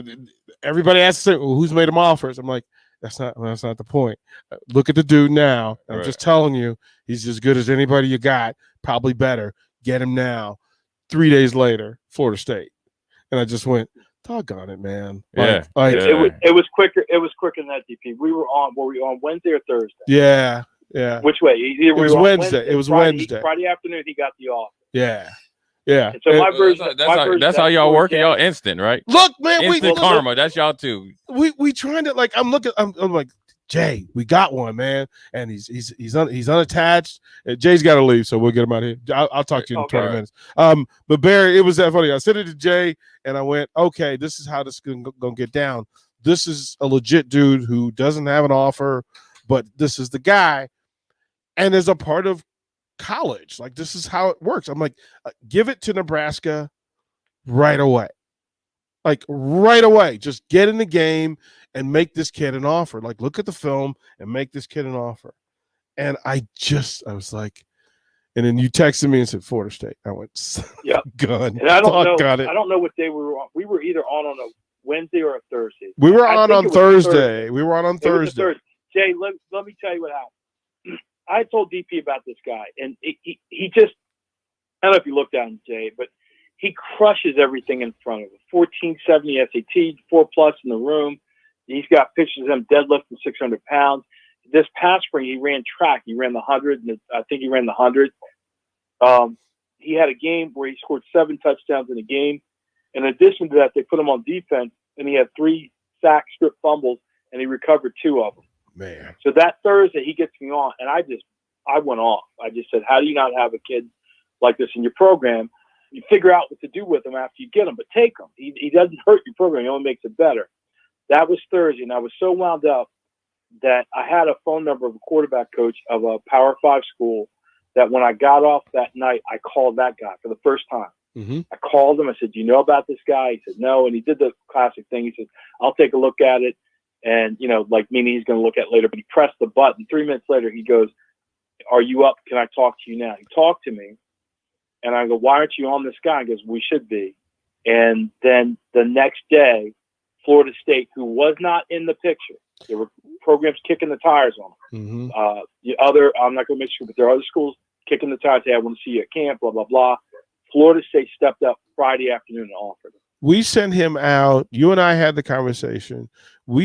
I sent him out to 12 coordinators and 6 different QB coaches, right? Just like, okay, it's that, let me cleanse my palate, right? I've already had a bite of it, but I think it's the best thing I've ever seen, but let me cleanse my palate and send it to some chefs. Let me send it to the experts. And in that night of the 18 people I sent it to, I sent it to Jay Foreman. And Jay's response was exactly what I thought it would be. Like, oh, this dude can play. This dude can play. But he didn't have any offers that night. Like, he didn't have any offers. And I fully expected that, like, that weekend, there were some coaches that are going to reach out to this kid and do that. And then you texted me right back and said, yeah, Florida State jumped to the table. But that happens. And we know, like, 4 or 5 quarterbacks or football players, like, who fall into this thing. Most programs will get in their own way from their own prejudices and their own busyness, right, to do that. And Barry, Jay had to run. He had to get out of here. But as Jay and I talked about it, and he was like, yeah, man, this was another one that I sent to Jay, like it falls in that category. Young Cameron Hoskins, right? Mm-hmm. Yeah. You're right. Yeah. As a sophomore, you're all 6A in the state of Virginia at the skill position. And it's that same thing where you ask the question and you send it out to those knowledgeable coaches, scouts, etc., and say, what do you see? Are you seeing the same thing I'm seeing? Like, tell me if I'm right or wrong. Help me get smarter. And all of them said, no, this is a dude. And Jay Foreman looked at Cameron and he goes, yeah, dude can play. Like, this is, but here's the thing. We could get players into programs if the programs would just get out of the way. Like, it's a funny thing. Yeah, it's true. And I still don't think recruiters don't fully understand the depth of talent in this area. And I'm seeing the DMV writ large, which includes, Maryland and DC and Virginia. But I'm only talking about Northern Virginia, my little small circle. But Barry, here's the thing. Yeah. The coaches of the coaches and parents of these kids are all Nebraska Husker fans. Like, these are kids like in Virginia whose dads are Husker fans. And they're waiting for Nebraska to just pull the trigger. Like, just pull the trigger on this kid, right? That we know that Scott Frost had been in homes in Northern Virginia, and it didn't get done. And then now those people are somewhere else in the Big Ten. And you just go, good grief, man. Like, this is how it is. But it's just a testament to, one, the vacuum creates, right? That with good coaches, kids who learn early to value the game, they all want to learn to play. They're not afraid to work. They're also smart enough to understand the academic side of it and get the work in, right? Because nobody's ever going to say, hey, you're talented enough, you're just not smart enough. All those kids we're talking about are kids that were smart enough. They put in the work, and somebody just totally biffed the opportunity to get these kids in their program, and specifically in this case, Nebraska. It's like, wait a minute, this is one that was like handed, and I can't make you sign it and can't make you sign this kid, but get him before everybody else does. Like the whole thing of it drives me crazy. Who else has offered him? It doesn't matter who else has offered him. He's going to be good for you, and it's just frustrating. And that's where I am. So anyway, Barry, we're talking to Barry Thompson, quarterbacks coach, Fairfax Football Academy. Barry, this is one of those weekends for Adrian Martinez, and you've been in a deep dive on Adrian. You've seen him in several different situations, several different opportunities.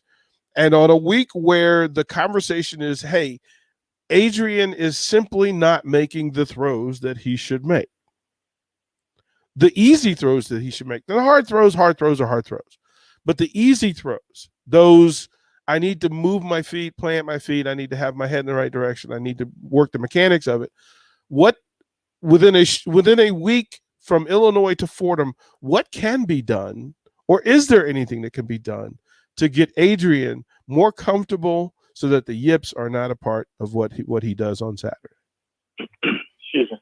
There's, we've been talking about this a while, and I don't want to, I'm not in there every day, but I'm going to say something. I'm going to just be honest. There is something that is not clear about what he's being asked to do. Mm-hmm. And I don't know what it is. So you want to know, it's get that cleared up. There were some moments in the Illinois game where, we froze the tape and you can look at it and you look at what was going on. And I was thoroughly confused from a quarterback standpoint why he was looking in one direction when, for the length of time that he did, considering what was in front of him and what was on the other side. Mm-hmm. And I don't know why that is. By all accounts, he's a smart guy. He's a talented guy. Those are smart, talented coaches. From the outside, I don't know where it is, but all I can say it's got to get cleared up. It's got to get clear. I do know. It has to be clear. It has to be clear. It has to be consistent. It has to be something that he can rely on, and it has to be something that is practiced. And if they're doing that this week, he'll look like an award winner. But if that part of it doesn't get cleared up, whether it's his confusion or, I just don't know, miscommunication, whatever it is, it's got to get clear. It's got to be consistent, and it's got to go. So hopefully that's what you see out of him Saturday, because it's a little frustrating. I'm sure it is for him too. I'm sure it is for the staff. It's a little frustrating that a guy with that much experience and that talented isn't better pre-snap on a consistent basis, isn't progressing the way that he should post-snap on a consistent basis. And here's the thing. I always say, don't show it to me, because once you show it to me, I'm going to expect it of you. So I made all those comments, but you go back, his efficiency in the last couple of games last year was very high. So maybe they need to go back to that point. Maybe they're trying something new, right? Wait a minute. Wait a minute. Get cleared up. No, wait a minute. Are you telling me that you can simplify this by asking Adrian to do things that he's already proven he's able to do? DP, sometimes I get lightheaded and crazy like that. Look, most of the quarterbacks that you train and work with have the ability to be athletic and put their foot in the ground. And then you cultivate that. You don't smother it. You don't change it and tell them not to do it. If you get hands on Adrian and can whisper in his ear, you kind of want Adrian to stay Adrian, don't you? Yes. You don't go far in life trying to be something that you're not. Right. You got to be who you are, and that's usually the best path for everybody. And I really do believe with quarterbacks, one of the hardest, most difficult thing to do with the quarterback is to coach against his personality. You know, they all have different personalities in how they play and how aggressive they are and how not aggressive they are. And I think you're trying to climb up an icy hill if you're trying to coach against that personality. Last year, I had a kid who's at ODU. He was an all-reaching quarterback, and he had this real aggressive personality. And it reminded me of stories about Brett Favre. Not that he's Brett Favre, but reminded me of stories. They would say that Brett would take these what they thought were crazy chances, and they wanted to yell at him. But Brett would say, I just missed by that much. I almost had it. And I could see those throws in his game. And so when I first got with him, I pointed out those clips in the film. There were shots that from a down and distance situation, I wouldn't have wanted to take him, but he literally just missed.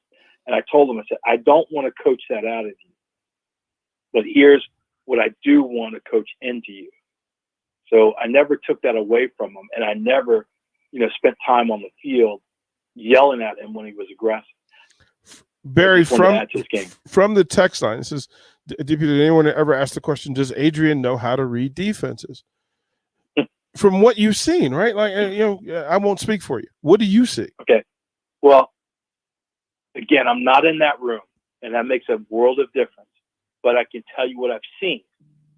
I've seen a pretty small sample size at the end of last year where the answer is yes, that he understood before the ball was snapped where to go with the ball, and he seemed to understand post-snap if he had to do something else. So on that basis, I'm going to say yes. Based on the Illinois game, I'm going to say there's some confusion there because he's shown the ability to do it. And there's some confusion because at times it just didn't look right. And I don't know the explanation for it. Yeah, I went through on Monday, and I kind of lost the top of my head because, again, in route combinations, personnel on the field, down and distance awareness, again, going against the skill of the defense, going against the skill of the people on the field, going against what your strengths are, and then a blatant not knowing of what your strengths are, or at least not being respectful of it. We went through all those things, and Barry, I didn't have answers. And you and I will tend to, and for the listeners to understand, Barry and I will go through film study together, and I do this with several different people, and then usually get the same answers, but it's the same respect. That there is something really weird about the quarterback play, and it doesn't make sense. And let me add to it, because I'm living the stuff that you're talking about. I have a guy who was just a freshman because of the spring season. He was a freshman in March, and now he's a varsity quarterback. And that the things that we're talking about can also be altered game to game, but they still have to be clear and consistent. So as we were working him through August, and I was on him with film study and talking to him, that part of it was to really get him to understand our concepts and where his eyes needed to be, how his footwork kept him in time, and then working the different variables. Hey, you see this, then we start working from this way. But it was always clear and consistent. Now he got that under his belt. Now we faced a team last night where we were going to have some protection issues just because they had a really dominant guy, and we were going to have to do different things up front, which means that we were going to have to take a guy out of our pattern structure. But because of those sets and those structures, then he had a different set of marching orders. And his marching orders were, hey, these are your options before the ball snaps. And if either one of those aren't there, then for this game, you have to go. Like you won't have enough time. Right? Yep. So even though it changed, the marching orders were clear and consistent. I said, and these structures, the way we're lined up personnel-wise, you have this one, and like on this one, you have this one. That's it. If it doesn't look good, you got to start making other plans. On this one, you have two. Either one doesn't look good, you got to start making other plans. And for the most part, for a young guy, he did fairly well. But that's what I mean by giving him clear and consistent marchers. Now we'll go into the game next week, and he'll be back to the full palette, right? Yeah. And there were parts in the game last night where we we were in a position where we could give him a full pallet, and he used it. But it's just got to be clear and consistent, and it should be practiced. So I don't know. There's just too many good chefs there. There's too many good ingredients here. The coaching staff, the structure, the facilities, agents, experience, that they're not coming out with that dish on a consistent basis. And so maybe what will happen against Fordham is you'll start to see that, and it'll go on a run. Your practice diet always shows up on your Saturday body. That's how that works. It's simple. What are we eating? Greek sheet pan cooked chicken. Okay. Need about 6 chicken thighs, bone in. I prefer bone in. Okay. And what you're going to do with that is you're going to make a marinade. You can choose it. A simple one is olive oil, mustard, a little bit of lemon. But you can look up any Greek marinade that you want. And for the people on the week, if you're doing it when you come home, a little trick with the marinade. If you cut about an inch, slit across the chicken thighs, maybe 2, and put that in the marinade will get into the meat a lot quicker, about a half hour. So while that's going, you get your vegetables out, your zucchini, your red onion, some yellow bell pepper. You chop those things up. The zucchini, like the little half moon things, little wedges of the red tomato, red onion. And then you can just kind of coarsely cut up the yellow green pepper, and you put those all in a pan. The zucchini, then the onions, then that got a pretty looking pan with green, red, and yellow on it. And then you take what's left over that marinade and you spread that on the vegetables. So it's on the chicken, it's on the vegetables. You kind of toss around, spread everything out. And then you take those little cherry tomatoes and you just kind of dot them. You can get artistic with them, but just fill the pan up. And then the last thing you do is you put the chickens, they don't have to sit on the pan. They can rest on the vegetables. You just put 3 on each side and you're ready to go there. You put it in the oven, I think at about 375. You check the recipe, and just like that. And the last 10 minutes of cooking, you want to take some feta cheese and some Kalamata olives, pitted. You don't want to break anybody's teeth. And you just spread that around the plate, and you let it cook for another 10 minutes. You pull that out, and you have some parsley. You just sprinkle the parsley on top. It's probably about a 40-minute dish, maybe. Okay. And it's beautiful. If you look it up, Greek sheet pan chicken, just look it up. Any of the recipes are good. It's a beautiful dish, easy to make, very, very tasteful. And evidently there's a whole world out there of what they call sheet pan cooking. But I did this one the other day. It's on my Facebook page. It's a great, great dish. We couldn't stop eating it. Well done. And could be pretty good for tailgate, but that's tomorrow. Oh, yeah. BT, thank you, brother. Appreciate you, man. All right. Thanks for having me. All right. That's Barry Thompson, Fairfax Football Academy, QB coach. Up next, Nick is at it again. Nick done it again. He's got something for you. See you after the break. Watch Old School live on Facebook, YouTube, or Twitch. Old School with DP and J on 93.7 The Ticket and theticketfm.com.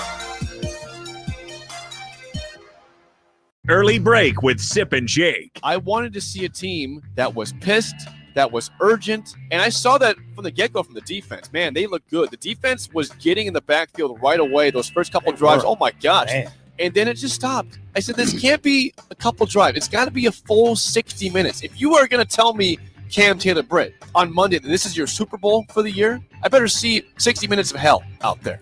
Fire. I didn't see. Early break with Sip and Jake from 6 to 8 every weekday morning. 93.7 The Ticket. Fox KFXL weather. Sponsored by John Henry's Plumbing, Heating, and Air Conditioning. Your KFXL Fox Nebraska weather tonight becoming cloudy, a 30% chance of showers and storms after midnight, lows around 63. Becoming sunny by Saturday afternoon, highs around 77. Sunny on Sunday, highs around 80. I'm KFXL Chief Forecaster Kent Boughton for 93.7 The Ticket. Take a look at your backyard. Does it feel like something is missing? You're right. Now is the perfect time to get an above-ground swimming pool from Bonsall Pool and Spa. Above-ground pools require less space than in-ground pools, are temporary structures if you ever choose to move, and are low maintenance. Plus, you'll never have to worry about the kids getting bored in the summertime anymore. Visit BonsallPool.com to schedule a pool service or visit them at 33rd and Highway 2. Bonsall Pool and Spa. The Mercado by Certified Piedmontese Beef is Lincoln's newest full-service butcher shop, offering premium fresh-cut steaks and house-made sausages daily from 8 a.m. to 8 p.m. They exclusively carry certified Piedmontese beef raised right here in Nebraska. When shopping at the Mercado, you're not only supporting local, but also enjoying the official beef of Nebraska Athletics. With prime-grade tenderness and unparalleled nutritionals, your backyard barbecue is about to get a serious upgrade. Stop into the Mercado today, located off 84th and Havelock in Lincoln. The party is back on in Lincoln this fall, and there's no party like the A1 Automotive Ticket Tailgate pregame show at Tipsy Tina's in the Haymarket. Join the whole ticket crew for 2.5 hours of pregame coverage before every home and away game this football season as they get you ready for the game. It's the A1 Automotive Ticket Tailgate pregame show at Tipsy Tina's in the Haymarket, sponsored by Farrell's Extreme Body Shaping, Tractor Supply Distribution Center, T.O. Haas Tire and Auto, Planet Fitness, Barnwood and Leather, and Vitalize Health.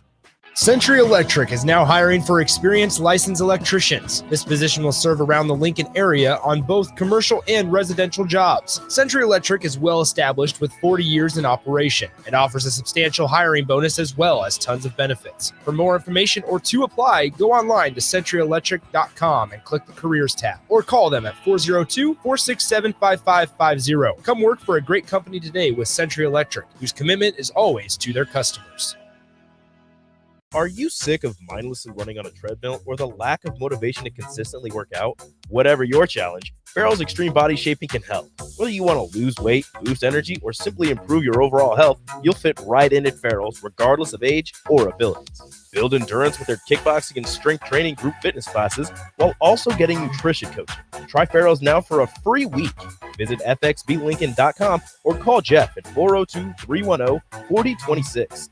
Farrell's Extreme Body Shaping. Experiencing increased body fat, low sex drive, lack of energy, or general fatigue, Vitalize Health offers testosterone replacement therapy and peptide therapy to boost hormone levels and build muscle mass. Call Vitalize Health today at 402-413-0717 or go online to vitalizehealthne.com. Cook's Cafe says stand up and salute our local men and women who are our first responders. From EMTs, fire and police departments that serve and protect our communities to those serving in our military. On this 20th anniversary, let's remember those lives lost and show our appreciation for their dedication.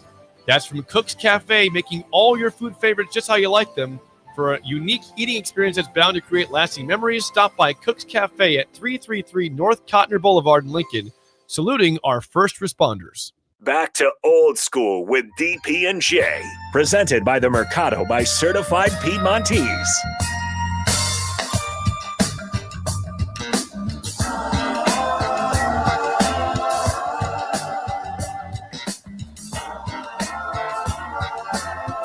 Welcome back to Old School, and true to the name, Nick is going to go old school for you. And I again, if you're not on the video stream, my apologies. You're missing out. You're missing out. We'll see if I can do this one sitting down. Okay, so tell them what you're going to perform. I'm bad in the style of LL Cool J. You sure you don't want to stand up? You sure you don't want to, like? I probably should. Yeah, you might want, in order to get through this one, you gotta put a little mustard behind it. I don't know how long I'll be able to go. Go as long as you, come on, man. Go as long as you can go. Here's Nick, LL Cool J, I'm bad. We're going to get rolling right off the bat. Come on. No rapper can rap quite like I can. I'll take a muscle-bound man and put his face in the sand. Not the last mafioso. I'm an MC cop. Make you say go LL and do the wop. If you can think I can, oh yeah, boy, I bet. Cause I ain't met a who could do that yet. Trendsetter, I'm better. My rhymes are good. I got a gold nameplate that says I wish I would. Yeah, and when rap begin, then I gotta join in. And before my rhyme is over, you know I'm gonna win. Cool J has arrived, so you better make way. Ask anybody in the crowd, they say the kid don't play. Oh, We're Nicky done. boy, look, We're man, good. look. That's enough of that. I gotta hang up the cleats on those. we gotta there's zero pass chance. the baton to somebody There's else. zero chance. Ooh, that was a tougher one to keep up with. That's a tough one. That's a tough one. Got a little dizzy. You're supposed to. Woo. Oh, that's so good. Oh, my goodness gracious. Oh man, I need to tip you. Put some money in your tip jar. That was fantastic. That was fantastic. Oh my goodness. I felt good. I felt good about Right, that. like you. You were going through it, man. I was like, look, I started sweating. Right, like You gotta face.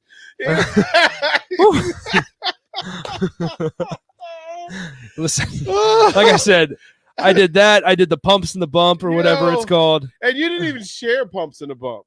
No, I don't want to. Why would you not share? They're classics. That was amazing. Maybe I'll find the clip and we can play it in the No, last Kumska segment. says, Nick, that was amazing. Look, you got to go back. You got to share these. This is you. Look, this is the beginning of something big. No, This it's is the not. beginning No, it's of something big. It's where things go to die. Spectacular. Just spectacular. Oh my goodness. Yeah, so we're about 22 minutes from Huskers women's volleyball versus Georgia. Lady Huskers battle. They had a tough one earlier. Yeah, they did. They had a tough one. I mean, Omaha went up 2-1, went into the fourth set, and then finally the Huskers got it going and finished for the win 3-2. But my goodness gracious, that couldn't have been the way they expected this was going to go. No way. And I was telling Happer, and I think I told Tom and Bach on their show that they did a different rotation to where Kenzie Knuckles wasn't as involved. There were times when there wasn't even a setter on the court. And so that can obviously disrupt the offense dramatically. And it didn't seem like there was a lot of young faces out there. Let's say that. Lindsay Krause had a double-double, I know. Batenhorst played a little bit. I don't know, is it Batenhorst or Battenhorst? I've heard it both ways. And so I just know her as Allie. Allie Batenhorst is what I thought it was. Yeah, I thought so as well. So we'll go with Allie Batenhorst. And so she got her first start today as well. So we'll see if they decide to stick with the 6-2 rotation tonight or if they decide to go back to what their bread and butter. Well, they've got Georgia at 6. The Haymarket should be on fire tonight and tomorrow morning. Tomorrow morning we will be at Tipsy Tina's. Yes. I will get there at 8:30. Connor, so here's a lineup from for tomorrow morning. Yes. You'll do the high school show. So Husker Online will be from 7 to 8. You'll go from 8 to 8:30 with the Scholastic show. Connor Happer and Sipple will take you through the first segment. Then the mixes begin. Jake Sorensen and Mike Schaefer will bring you a segment. Then Jake Sorensen and Tom Stevens. Then myself, and Jake Bachhoven will go right at 10:15 or so. We'll do that. And then Tom Stevens and I will roll through until about 10:30. And then the final half hour will be a replay of Happer and Sipple getting you guys all set for Huskers versus Fordham. From the text line, Claytonia John says, Bismarcky, just a friend. Which I can see you doing. Somebody says, be nice to Nicky Cuffs. Give him just a gigolo or something. I think Nick would crush just a gigolo. We'll mark that one down. We'll mark that one as one to do in the future because just a gigolo would be right down his lane. Bohunk Ben from Benet says, LL Cool J, more like LL Cool Nick. That's what I'm saying. Cool Nick. I think David Lee Roth, Just a Gigolo should be the next one. And I think you'll crush that one. Like, you'll crush that one. I haven't met a song I can't match. Yeah, you never met it. Who could do that yet? Exactly. Like, you said it. Like, you was trying to let him know. You were trying to let him know that, listen, I got this. Yeah, so we've gone through that. I mean, I like the lineup tomorrow. And then tomorrow, after the Huskers Fordham game, first 90 minutes will be you and Connor. No, it'll be Bach. Bach and Connor. It'll be Bach and Connor. I'll be here, Okay. but I'll be Bach doing and Connor. behind-the-scenes stuff. And then I'm going to drag Jake Sorensen into deep water. We'll do an hour. And then Jay Foreman, by the time he gets done doing what he needs to do, he and I can run another 90 minutes, 2 hours after that. So Paul says, lose yourself, Eminem. Lose yourself in the music the moment you're going it. You're never gonna let it go. You only get one shot. Do not miss your chance to blow. This opportunity comes once in a lifetime.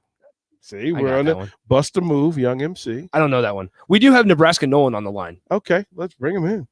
Nebraska Nolan, what's up, man? Hey guys, I just wanted to touch base when we were talking about the quarterbacks, and sorry I don't remember his name, DP, but No your worries. buddy from out in Virginia it Yeah. sounded like.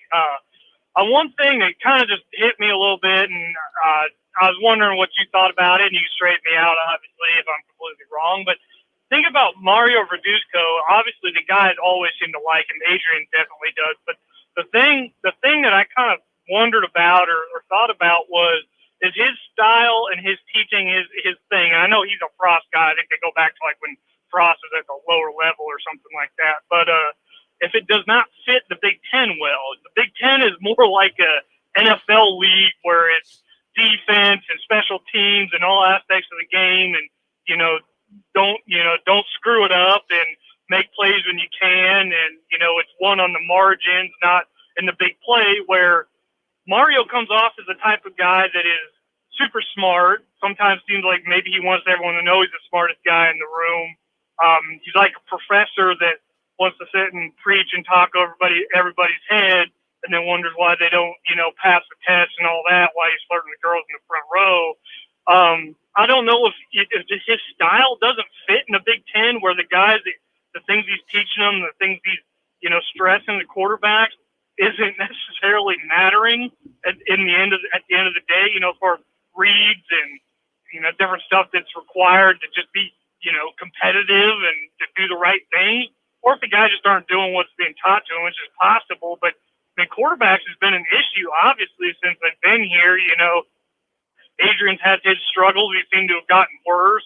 Luke didn't seem to get, any progression after being here for a year and a half or whatever it was before he actually played. I don't know. It was just something I wondered if it could be his style of coaching and what they asked him to do, or maybe it's just Frost's style of what he asked quarterbacks to do. It isn't just Mario. But I remember when all this started, the fact that, Frost calls plays, but you almost have two offensive coordinators. A lot of time offensive coordinators, a lot of times the quarterbacks coach as well. And so that kind of takes away from having our full-time, assistant for special teams, which is obviously stress on that part of the game the entire time Frost has been here. But I don't know. I just wonder what your thoughts were on that. Thanks. I stand. So one, that's Barry Thompson from the Fairfax Football Academy. Been a high school coach for years. Played in college. For me, I don't need to conceptualize or compartmentalize Big Ten quarterback play versus anything else. The mechanics of throwing football are simple and uniform. Like, they're simple. And by the time you get to the point of being recruited and then winning a competition and then playing for 2 or 3 years in the Big Ten and being able to make throws, that's the simplicity of it should elevate you. It should not, you should never go backwards on that, on your ability to throw, where to throw the ball, when to throw the ball, or other. But then there's the human factor where the yips happen. Things get in your head. There are a lot of things. Let me even pitch this. Let me at least put this in the water. Quarterbacks throughout the course of a game take hits, and those hits have varying degrees. Where those hits are from, when those hits happen, affect his quarterback play from that moment forward. That's why you don't want your quarterback hit. There's various degrees of concussions, various degrees of injuries that can affect you. If you get hit in the mid-back, the next couple of times you throw, you're going to be a little angsty, and your rhythm, your core may be off. I don't know what the throwing problem was with Adrian, and I certainly don't. I'm not in the room to listen to their quarterback talks. But in most rooms that I've been in, there is a way to get quarterbacks to break them back to the very basics of why you recruited them. Like, you're not recruiting somebody that can't put his feet together and make a throw, a 6-yard throw, 16-yard throw, 26-yard throw. You're just not. Something happens along the way where something gets put into the soup that doesn't belong or that does not compute. We just don't know what that is. Ideally, Adrian resets himself, reboots, and then redirects. That's what I would expect tomorrow. It's a chance for him to not be under such massive pressure, and he can calm down, make his reads, let his natural throwing motion work, and then he'll be able to make plays. That's what I expect to see. If he doesn't, there's a whole nother group of questions that will be at his feet on Tuesday. Just expect that. We'll throw it to break. We'll come back. Mr. Predicto will take us out. Mr. Predicto will take us out. Get your questions on the text line, 464-5685. Anything you want to ask Mr. Predicto, we'll do it and close out the week. You're listening to Old School with DP and J. Download the mobile app and listen wherever you are on 93.7 The Ticket and theticketfm.com. Take a look at your backyard. Does it feel like something is missing? You're right. Now is the perfect time to get an above-ground swimming pool from Bonsall Pool and Spa. Above-ground pools require less space than in-ground pools, are temporary structures if you ever choose to move, and are low maintenance. Plus, you'll never have to worry about the kids getting bored in the summertime anymore. Visit BonsallPool.com to schedule a pool service or visit them at 33rd and Highway 2. Bonsall Pool and Spa. Ready for this? 1, 2, 3, up. At Madonna Rehabilitation Hospitals, we help rebuild the lives of people who've experienced traumatic illness and injury. With clinical expertise, cutting-edge research, and innovative technology, Madonna delivers world-class rehabilitation for adults and children. We restore hope one step, one word, and one breakthrough at a time, so our patients and their families can have confidence when we tell them, now you can. Learn more at Madonna.org. Lay the groundwork for more harvesting capacity when you order a new John Deere combine during Landmark Implement's early order program. Whether you're looking to improve your existing combine or you've been wanting to update to a new model year, now is the time to upgrade. Get the very latest harvesting equipment and technology that fit your operations needs, then get it ordered. You can get your new John Deere combine built just the way you want. Contact your local Landmark Implement for full details and experience the Landmark difference. At Koppel, you can shop online for the most affordable crossovers, SUVs, cars, and trucks. They have new Chevrolet and GMC or used inventory, all at your fingertips. Hi, I'm Sean Callahan, and before I got my car at Koppel, I shopped online at koppelcars.com. I found a vehicle I liked, then I drove that money-saving mile to Koppel in Louisville. You should too. It was just minutes from I-80 or at koppelcars.com. Experience an increased body fat, low sex drive, lack of energy, or general fatigue? Vitalize Health offers testosterone replacement therapy and peptide therapy to boost hormone levels and build muscle mass. Call Vitalize Health today at 402-413-0717 or go online to vitalizehealthne.com. Security First Bank. We're the bank, and we make your mortgage more manageable with flexible terms, trusted advice, and competitive rates. When you work with us, we'll know your name, but we'll also get to know your home dreams too. Security First Bank of Lincoln. Voted best small bank in Nebraska by Newsweek magazine. Member FDIC, equal housing lender. NMLS number 505011. In every office, there's two types of people. There are those who bring in bagels and those who eat the bagels that someone else brought in. Everybody likes the first person. Be that first person. Weekday mornings at 7:30, you have a chance to win a business box of bagels from Bagels & Joe. All you have to do is shut up, Sipple. 2 questions for you, 2 for Sip. Win and the bagels are yours. Lose, well, you don't want to lose. You lost Monday, you lost Wednesday, you're a loser. Shut up, Sipple. Weekday mornings at 7:30, brought to you by Bagels & Joe. This is your High School Minute.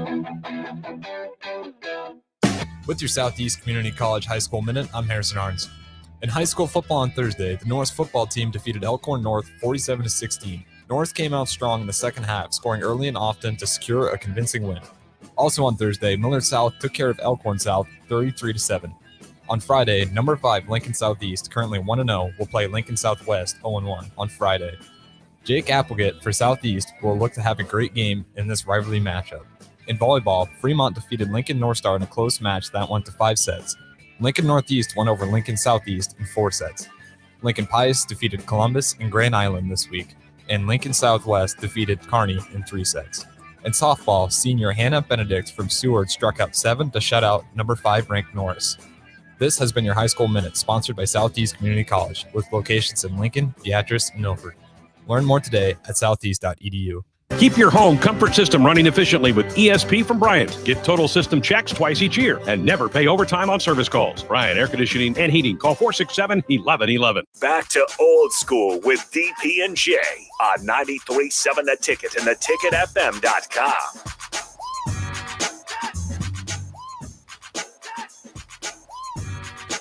Got some college action tonight. The Hokies of Virginia Tech up 7-0 against North Carolina. Yep. Early on, and a missed opportunity for North Carolina. 4 schools plan to submit applications to join the Big 12. BYU, Houston, UCF, and Cincinnati. UCF, really? They're good enough. I think they're a good enough team to join the bottom Power 5 conference. The bottom. Yeah, it's the bottom.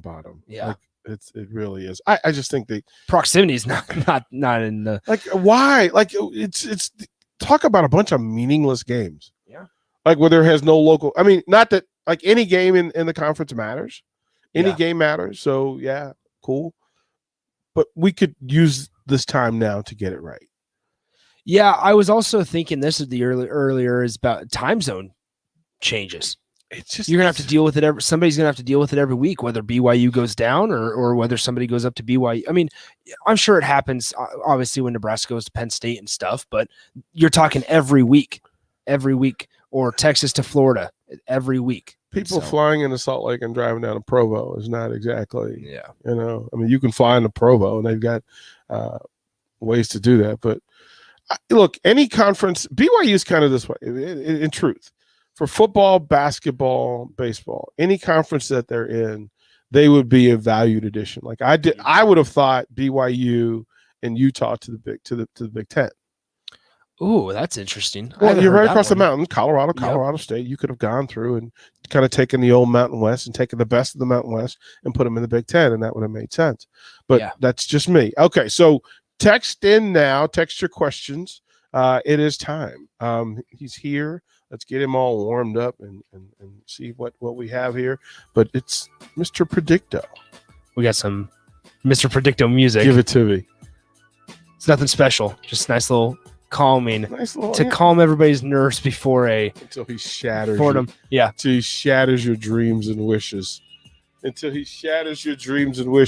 So we'll go through this, and just so you know what it is, the first question is from Cubsker. Will Nick and I's Chicago Cubs win a World Series in the next 5 years? Here's the deal. If he says yes, we know Mr. Predicto is full of lies. The outcome cannot be predicted. Yeah, that's darn right, Mr. Predicto. You true. He told you the truth. Do you think we should get some experience for younger quarterbacks rather than waste the season with Adrian and prepare for upcoming years? Let's see. Say no, Mr. Predicto. The answer you seek is yes. Ooh.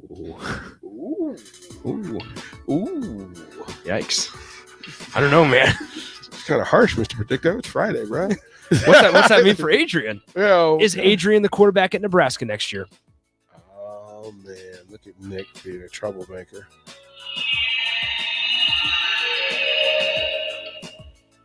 Yes. All right. Can I ask why people do? I mean, listen. I've heard some thoughts of why people think that this should happen. Yeah. But I think if Adrian wants to be the quarterback next year, he'd be fine. Yeah. He'll be fine. Can we get one more in? Yeah. Will the Huskers have more than 2 turnovers against Fordham? 30 seconds left. There it is. It is a certainty. Oh, no. Not how we wanted to end, folks. Not how we wanted to end it. That's all right. Look, we appreciate y'all hanging out. We'll talk to you tomorrow morning. Huskers pregame show.